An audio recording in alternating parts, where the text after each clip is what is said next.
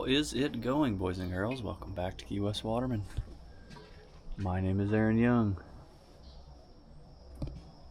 It is an absolute slicker.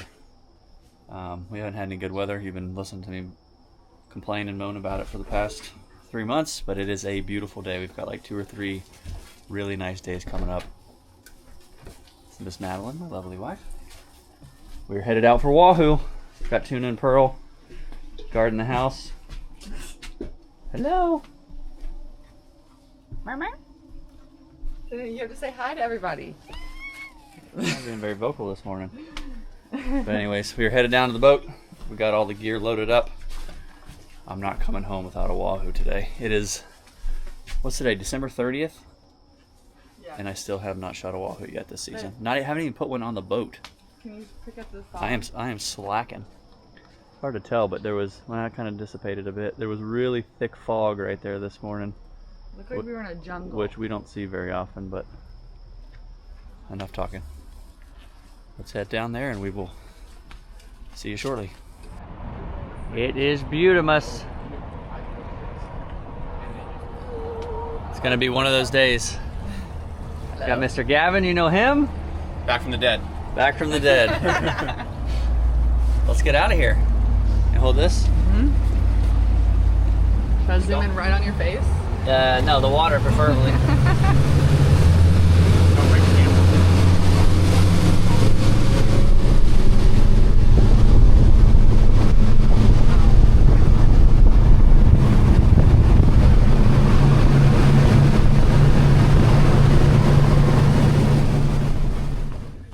Man, it is primo.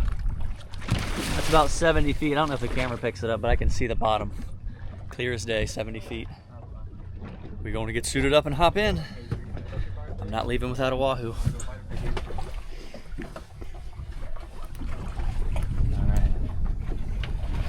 It's time. All right, Gavin, if you miss your first one, you know the rules. Hold on, what are the rules? If you miss, you drive. I'm driving. You shoot when you drive. So if I miss one, I have a free miss then, because I'm starting to drive. Not how it works. Nice try. Just because you're his wife, that's not how it works. All right, we're gonna get set up on our drift. Got a tiny bit of a west tide today. Let's see if we can get lucky. All right, we'll see you on the other side. Welcome back underwater, everybody. Thanks so much for taking the time to tune in. We drop new episodes every Monday at 6 p.m. if you're new to the channel. And also, if you have any questions you want answered within the first hour of the videos being released, I get on here and I answer all the comments that come through. So, Monday, 6 p.m., first hour. We'll talk about some of these dives and scenarios. Some of the clips I will leave raw. Drifting for Wahoo can be very... some people will say boring. It's very relaxing for me. I love being out there in the middle of nowhere just drifting around, but I'll leave some clips raw. We'll talk about some of the situations that come up, and I hope you enjoy.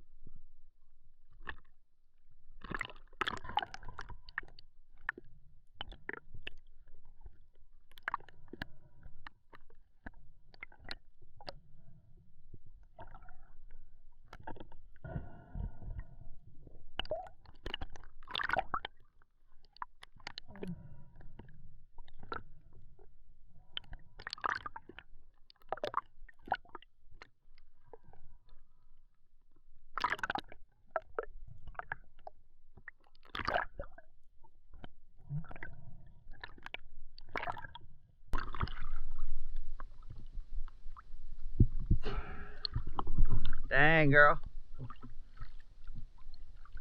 I was just flirting with my wife behind you. No, not today. Not when she's around, Gavin. Huh? That's nice, right?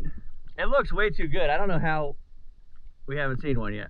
I know I'm being impatient, but it looks primo. Should we go do something else?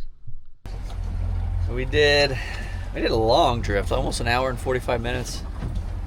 Did not see a single wahoo. It looks perfect. Current's a little light, but I've shot them without current plenty of times. We pretty much covered this whole area, so may move down and look for something else. Check another spot. For the most part, when I'm drifting for wahoo, I'm just gonna sit on the surface patiently waiting. I don't do a lot of dives. I don't do any chumming. I don't chum because we have such a big issue with sharks. I try to avoid it. And I've shot so many wahoo in the past without chum, I don't feel like it's required. I think it can help if there's a lot of fish coming in and you're trying to keep them in. I think chum can help, but I don't think it's required to find them. But after a while, you start to get bored. So on occasion, I'll drop that throw flasher, let it sink, and I'll drop down and retrieve it. But yeah, for the most part, while this process is going on, I'm sitting on the surface patiently, scanning all around me 360 degrees and hoping something comes by.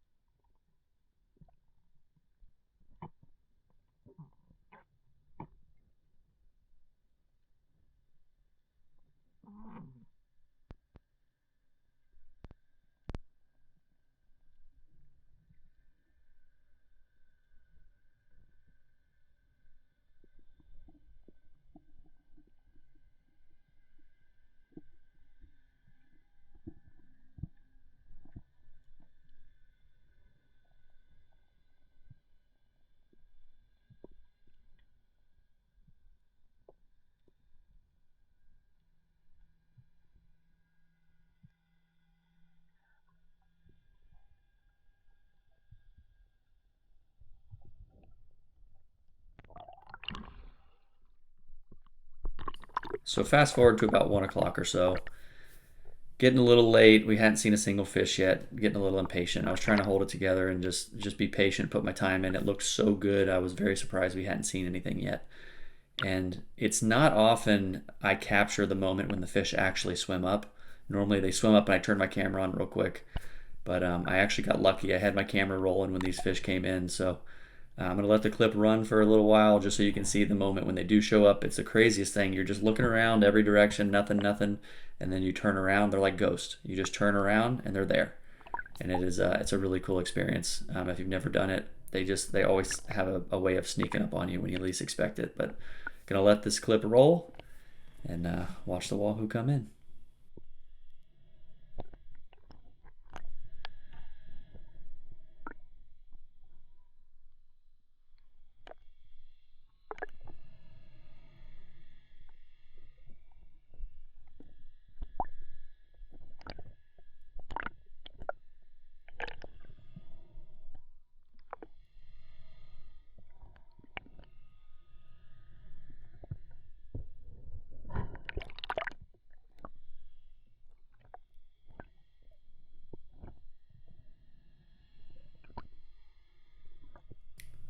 So just like that, I turn around and they're there. It's the craziest thing.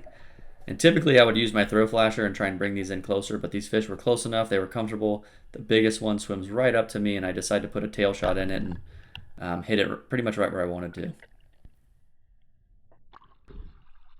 I told you I wasn't leaving with that one. Get in, there's like 15.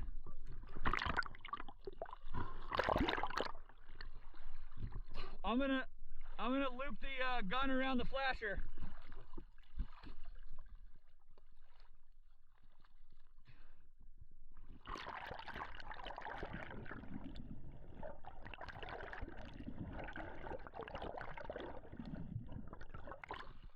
They're right here.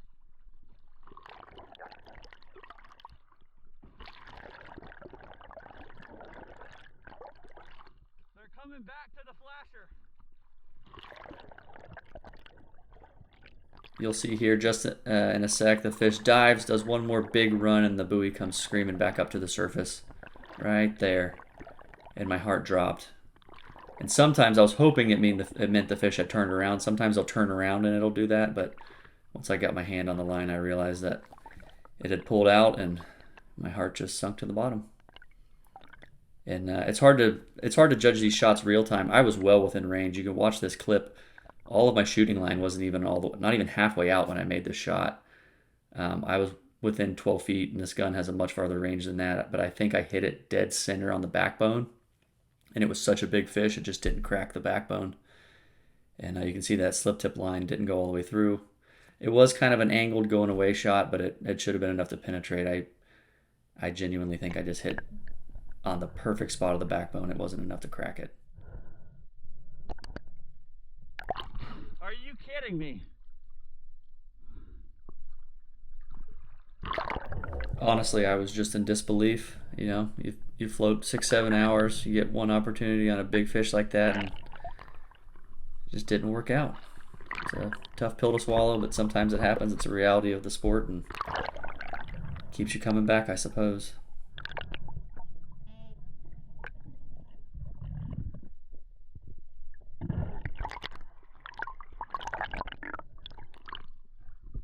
Tore out. I have no idea how.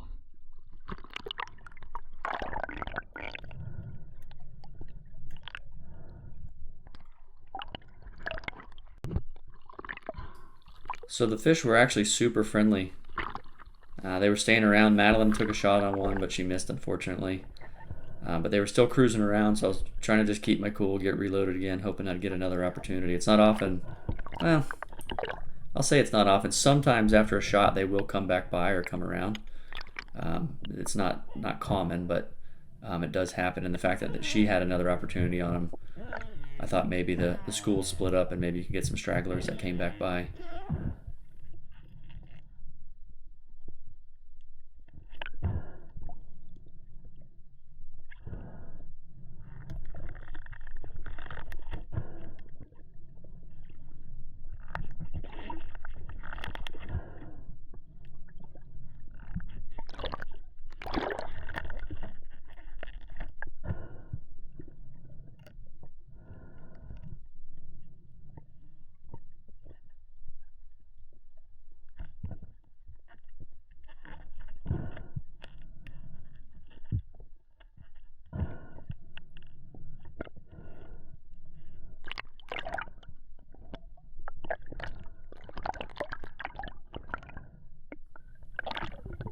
So we sat there for a couple minutes, and a smaller solo came in. It wasn't a monster. It was maybe 20 pounds or so. The first one I shot was much, much bigger, but I really honestly wasn't concerned with the trophy. I just wanted to eat one. I haven't eaten wahoo in so long. I just really wanted one in the boat. I was craving some sashimi. He came in. He was a little curious. He was hanging around the flasher. I just didn't want to push it too hard. Just working that hand flasher, and he was definitely hanging out, so I didn't want to spook it.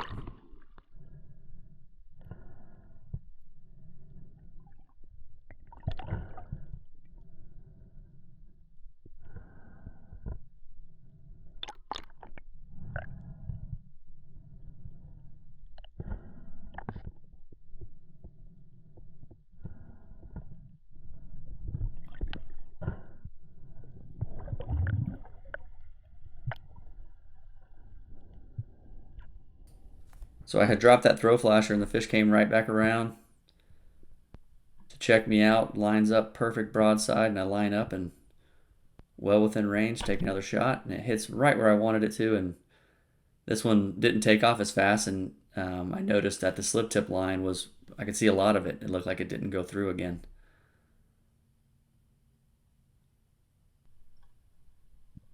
Definitely hesitated for a second, did not like where I hit it. I'm sure it hurt quite a bit. And it takes off and makes a run. Right in the gill, or right in the neck. He didn't like where it hit him. I hit him like right in the spine almost.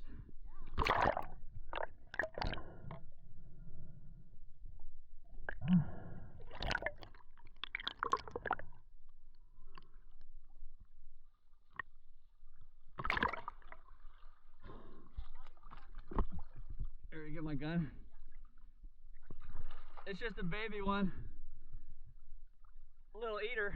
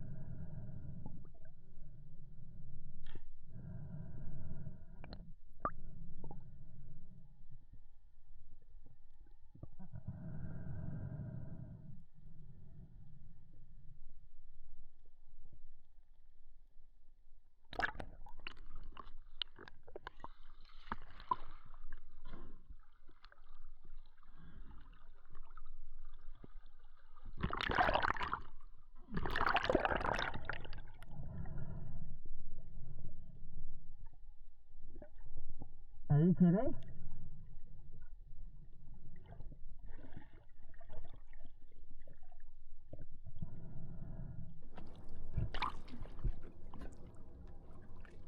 Sharked. No, it tore out. Some insult to injury there. Both shots looked great, just didn't penetrate as much as I wanted. I don't know that I've ever, maybe one other time I've had shots that close not go through, and I'm sure some internet experts out there will tell me I don't have enough power, but I've shot literally hundreds of these wahoo with guns that size and smaller and never had an issue. I don't know, think it was bad luck, I guess. I'm at a loss for words.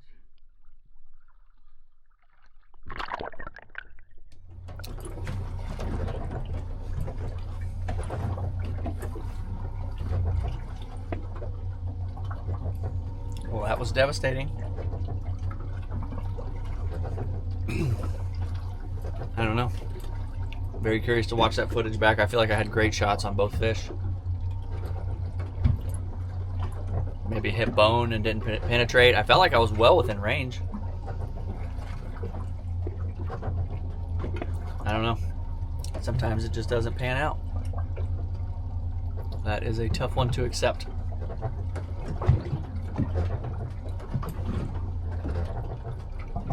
Madeline and Gavin are in the water. It is 1:20. We just now found them. We've been drifting since 8. I just cannot believe that happened. Biggest fish of the school came right into me.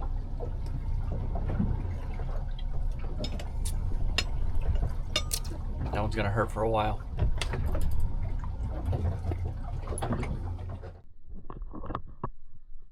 It's Gavin's turn. So as upset as I was, a little bit of motivation. We finally found some fish in the area, so wanted to keep working. And we were in the water 5 minutes. Next drift, another one comes in. Gavin lines up. Thought it was a great shot, and looked like it was maybe just a little low. I think it went far enough, just barely skirted its belly.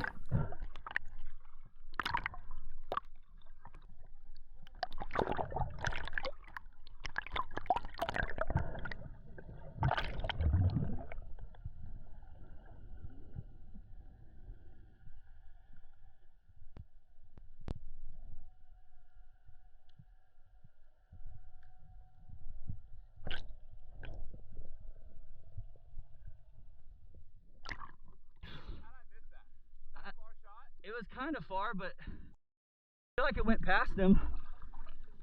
Man, we all suck. At least we all suck together.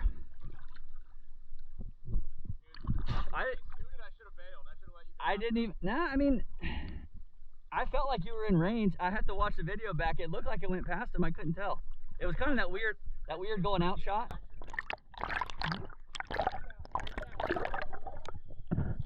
I think it was about an hour later. I didn't even see this one come in. Gavin was hollering at me. A little smaller one, but it was definitely big enough to shoot. Came in right at the flasher, stayed deep, and it wasn't buying what I was selling. Trying to work it with the hand flasher. It's a little curious, but it wouldn't close the gap. So I decided I'd just back off and let it come back around, hopefully.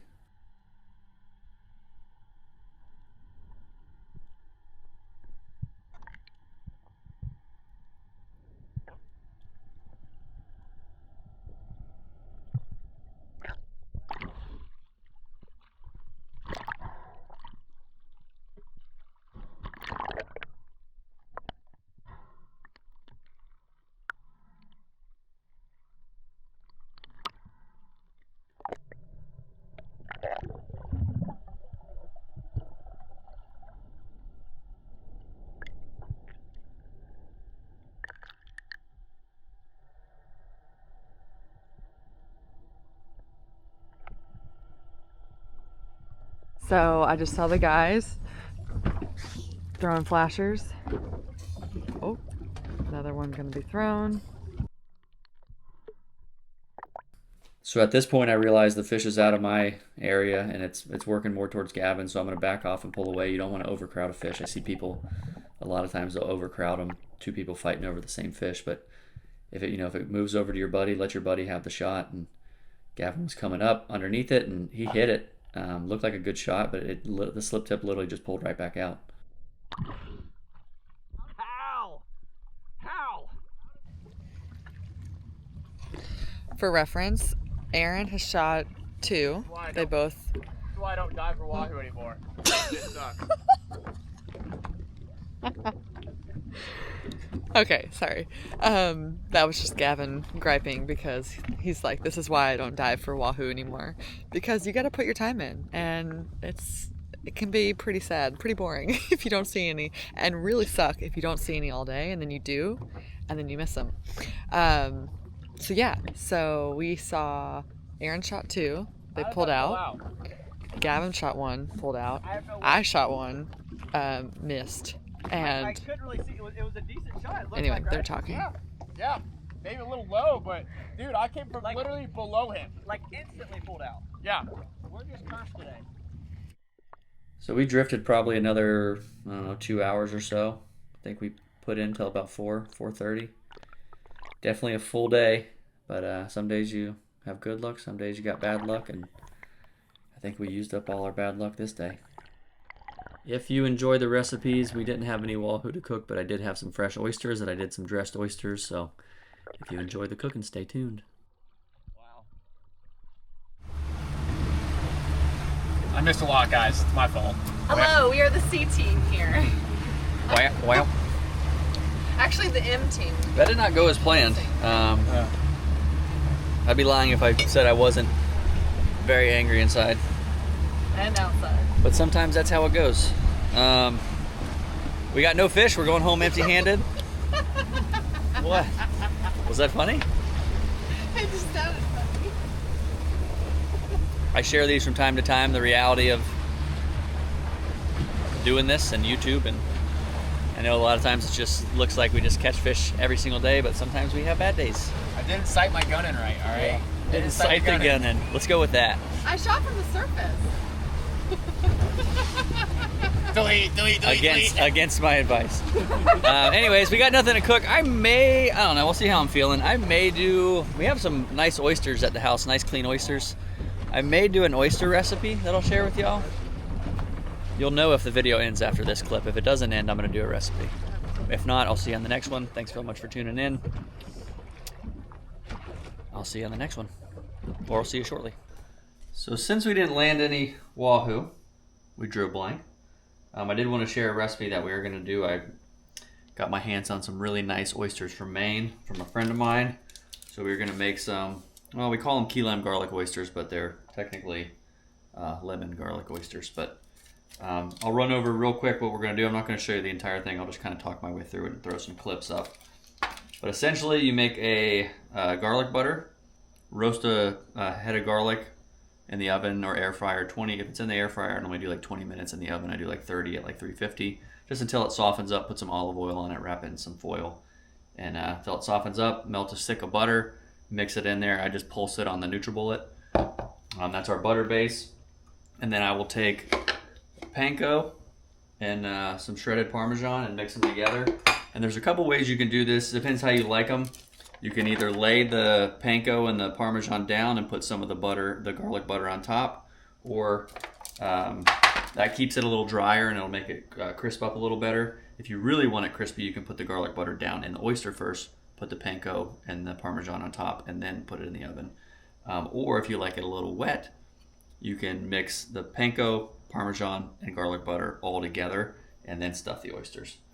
So I'm going to do a couple of options, one of each, or a couple of each, and we're going to throw these in the oven. Oh, and the oysters, I throw them in the oven. You can steam them or throw them in the oven. I just try not to overdo them. You can see they're not, we'll say like shriveled up. A lot of times if you over steam oysters, they will dry up and they'll lose all their moisture. After all, you want the oyster to have all its flavor. You want it to be plump and juicy still. So I threw them in the oven 400 for 7 minutes, just enough to make some of them crack. Some of them I still had to shuck that were closed, but essentially I just want to heat them up just enough so that they will open up. And if you can help it, I like to leave that natural salt water that the oyster holds onto. I like to leave that in there because that's a lot of the flavor. And then you stuff them however you like it, just like that. And I'm going to throw those in the oven. Do it at 400 and then I'll broil it at the end. Just kind of watch them. 400 normally for like 5 minutes, you should be good.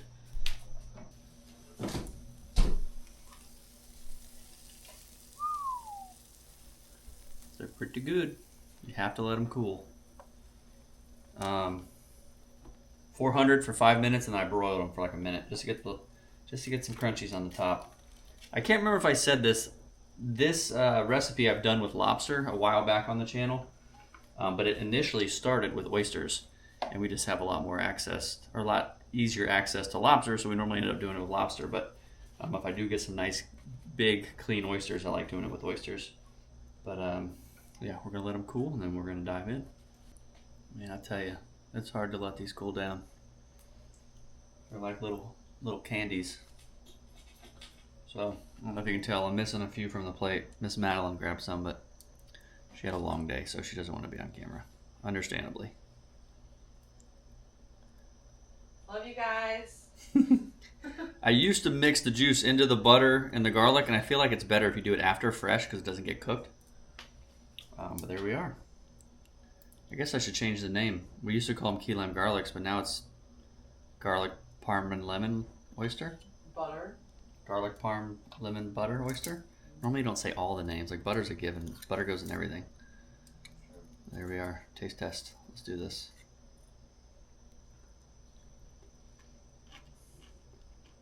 I still burnt my tongue. Your tongue is lame. They are so good though. I love all types of oysters. I love them raw, I love them steamed. But a dressed oyster is very, very nice. If you get a chance, get some nice big clean oysters, try that. Can you tell the salt that I leave the salt water in them? They're good, so. Can you taste it? Can you taste like the oyster flavor still? Because I hate when you lose it if you like pulverize them and cook them too much, and they dry out. I think that salt water makes a difference, but that's just me. I personally like the oyster flavor, so I leave it in. But I guess you could drain it if you wanted to. Kind of keeps it moist too. Mm-hmm. Because the oyster, you don't want to cook the moisture out and shrivel them up. It makes me cringe when I see people steam them and they turn into like little pennies. You literally steamed the entire flavor palette out of the oyster. But I digress. That's all I've got on this one. I will certainly be back out for wahoo.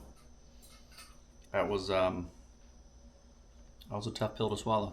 Just a rough day. Sometimes they happen, so I share them. Try to keep it real. I'll see you on the next one. Later. Happy belly?